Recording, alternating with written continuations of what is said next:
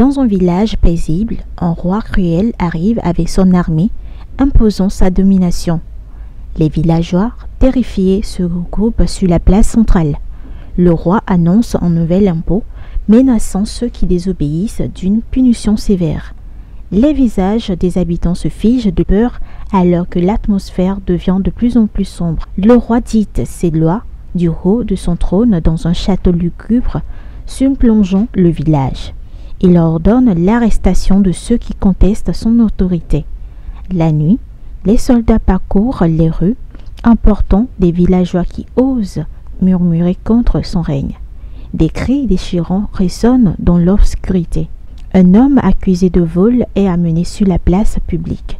Le roi, assis sur son trône, ordonne une exécution lente et brutale pour effrayer les autres.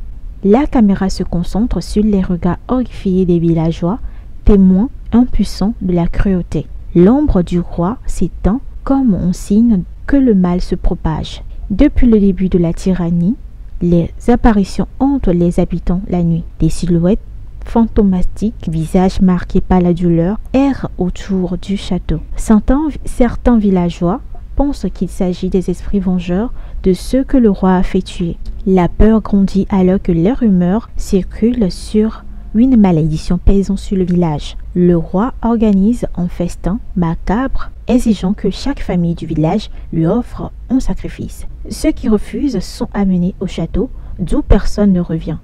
La caméra montre des villageois terrifiés, se tenant la main, murmurant des prières pour échapper à cette cruauté inhumaine. Les cris s'intensifient au fur et à mesure que le festin progresse. Un groupe de villageois, mené par un ancien, se réunit en secret dans une cabane à la lisière du village. Ils planifient une révolte contre le roi, mais leur peur est palpable. La caméra capte le visage angoissé, marqué par des années de terreur. La scène se termine avec une silhouette mystérieuse les espionnant. Le roi apprend l'existence du complot. Il ordonne une chasse sanglante, traquant impitoyablement les rebelles.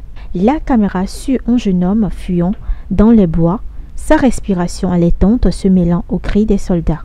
Il se cache, mais une ombre s'avance lentement derrière lui, le saisissant brutalement.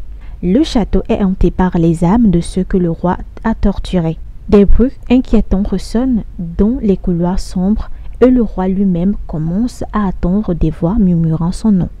La caméra suit son regard, terrifié alors qu'il aperçoit des visages torturés apparaître brièvement dans les miroirs. Les villageois, poussés par la terreur et le désespoir, attaquent le château sous la pleine lune. La bataille est brutale et des cris de douleur ressonnent dans l'air. La caméra capture l'intensité du combat et des visages déterminés des villageois, mais aussi l'horreur des pertes.